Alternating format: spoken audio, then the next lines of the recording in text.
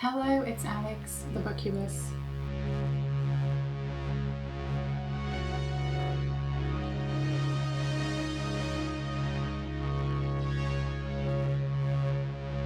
Today I'm going to be sharing my TBR for Old School April.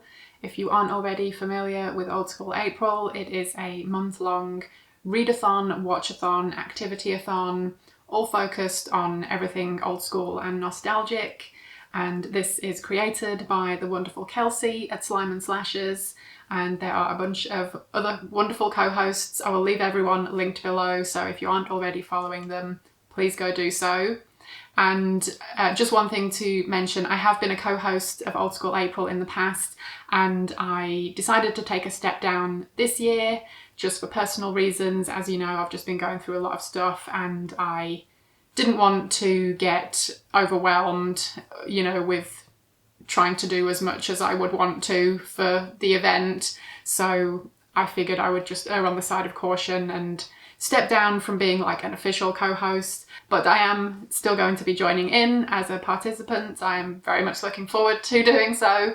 So yeah, just wanted to mention that. And also there are different teams this year. So yeah, go to Kelsi's video and there will be links to everything there. But the team that I chose to be on is the Candyman crew, and I actually happen to have a Candyman shirt, so I figured I should wear that for this video, obviously, and also go with a bit of a casual 90s look because I've got my sheer long sleeve on underneath a t-shirt, which was, yeah, just always a good look. And I recently picked up this nail polish. I don't know if it's going to come across on camera, but it's like this kind of iridescent, it looks clear in certain lights, but in other lights it will pick up the kind of light blue and lilac colours. Anyway, very excited for that. It's very Y2K. My heart is in the 80s. I was an 80s baby, so 80s is my favourite decade, but I do love the 90s as well. So yeah, a bit of a 90s Y2K casual look today. Anyway, this is a video where I want to talk about all the books I want to read for Old School April. And I have mostly got, actually I think they might all be vintage. You don't have to read vintage stuff to join in, but I love that stuff anyway, so it's a good excuse to just go the whole hog with it. And I've got a couple of adult horror novels, and then I've got some young adult and middle grade, which is a mixture of horror and other stuff. So yeah, got a good variety here and I'm excited for them all. So yeah, we'll just start off with the adult ones that I've got here. This is The Nest by Gregory A. Douglas. This is a killer cockroach story. What more do you need to know? This is one I've been meaning to read for a while. I've heard really good things about it. I know Kelsi raved about it, and some of my other friends have, raved about it too, said it's a lot of fun. So this seemed like a good pick for Old School April. And then I also picked up a Stephen King book, which I know is kind of a chunky one, and I know one of the elements of Old School April is to try and earn points for your team. It's just for fun, you don't have to get too serious about it, but obviously if you're reading a lot of short books, you'll get a lot more points. But I still wanted to throw this one in the mix. Hopefully I can still get through it, and hopefully it will tick off a bunch of prompts anyway. I need to check. But anyway, The Dark Half by Stephen King. This is about an author who I think has some kind of alter ego situation going on. And I know there was a movie adaptation made of this, so I've added that to my watch list for Old School April too. So I want to get to the book first though. And then there's also a Stephen King short story that I want to read. It's called Sneakers. I believe it was published in the Nightmares and Dreamscapes collection, but I recently found out that David Cronenberg narrated an audio version of that story. I don't know how I didn't know about that already, but I'm very glad that I have that information now, because I love David Cronenberg and he has such a great voice. I love his voice and I want to have him read me a story. So I am excited for that. Okay, moving on now to, let's do the young adult stuff. So we've got a bit of Christopher Pike. Had to throw a Christopher Pike book in here. This one is The Eternal Enemy, and we've got this pretty amazing TV and VCR setup going on. I think one of the prompts is about reading a book with old school technology on the cover, so that would definitely work for that. And I think this one is about a girl who is recording stuff off the TV, but she's getting like tomorrow's news. So yeah, things happen. That sounds like a ton of fun, and I love a bit of Christopher Pike. I also wanted to add a Nightmare Hall book into the mix. These are by Diane Ho, although I don't think she actually wrote them all. But anyway, this one is Deadly Visions, and it sounds really good. This one unfortunately doesn't have the step back art. Some of them do, with like, there's more to the image behind the window. But this is about a girl who has a crush on a guy who is an art major, and I guess she sees some weird stuff in his paintings that no one else does, and she starts to have nightmares about them. That sounds pretty amazing, so I am looking forward to that one. And then I've read all of the point horror books, so and when I say point horror I mean the UK ones.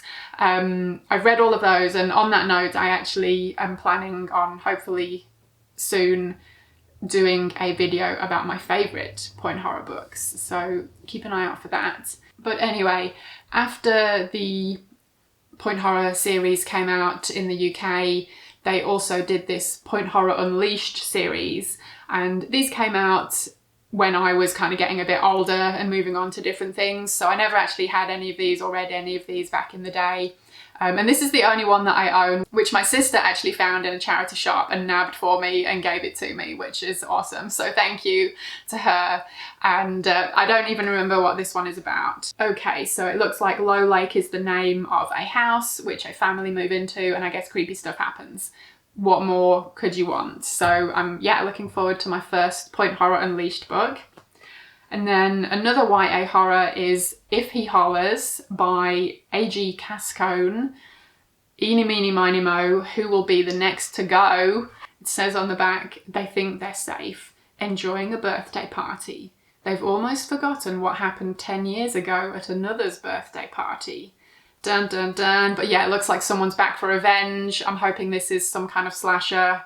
This sounds brilliant. And the author is a pen name for, I believe they're two sisters.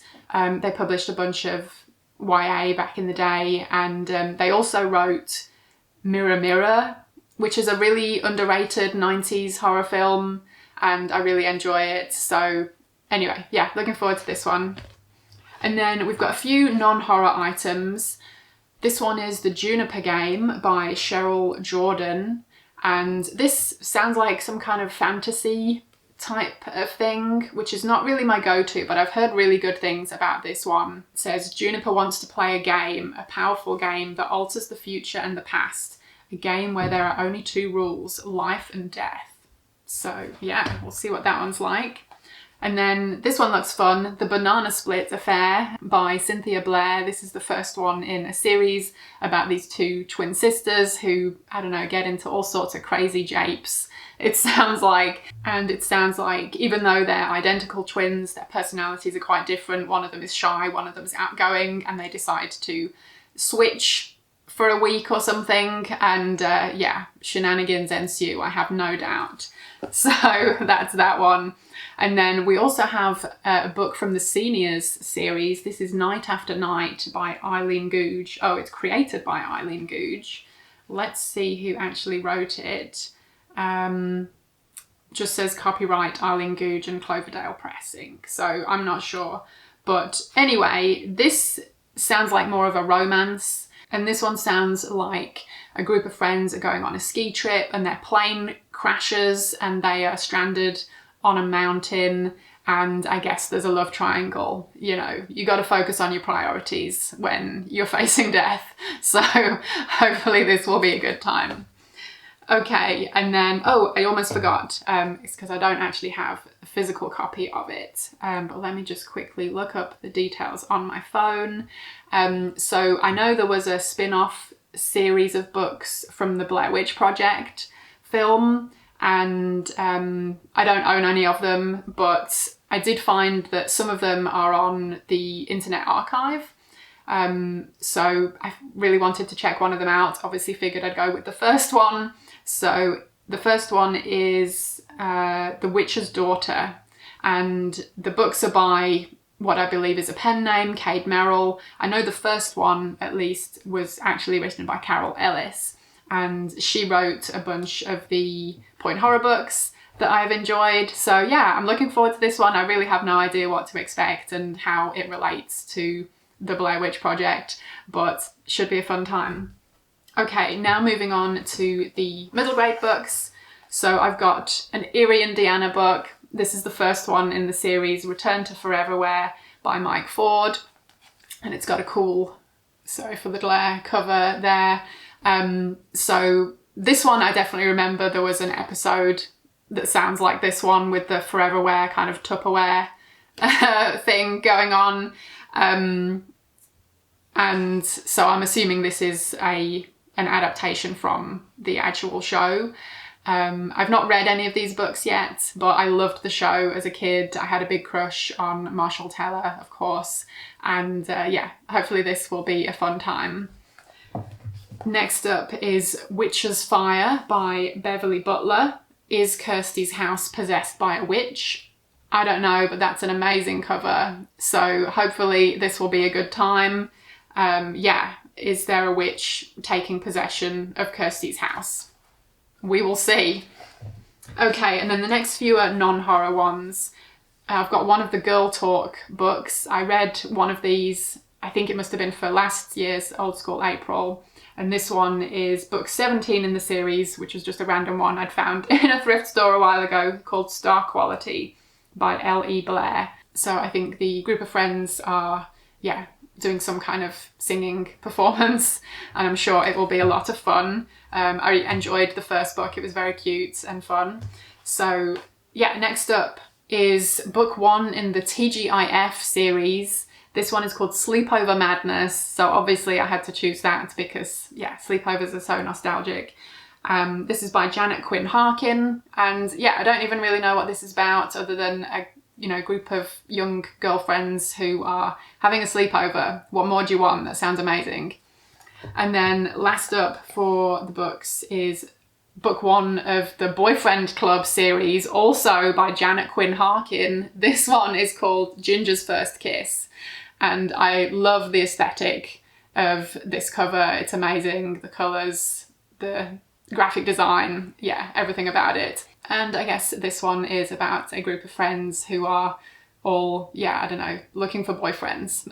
So yeah, it sounds like it could be a fun kind of vintage romance situation. So those are all of the books that I am hoping to read for Old School April. There are quite a lot, and there's a good chance I'm not actually going to get to them all, but I wanted to have a good variety that I can pick and choose from. So yeah, hopefully it will be a really fun reading month.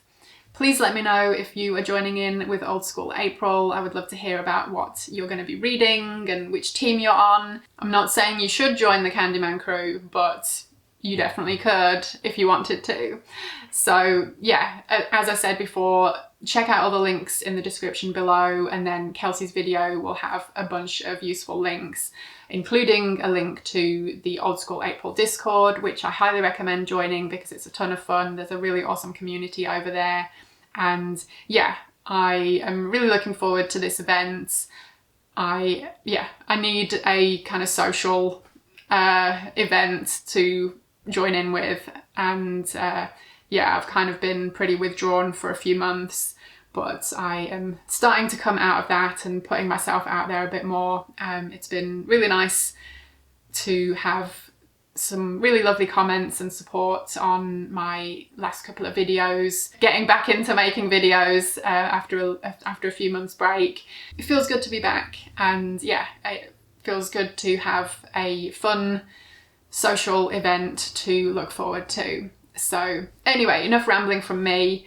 But yeah, I am also going to be doing a video about my watch list for Old School April, so keep an eye out for that. Hopefully I'll get to posting that soon. Anyway, that's it for now. Thank you ever so much for watching. I hope you enjoyed it, and hopefully I will see you again in my next video. Bye.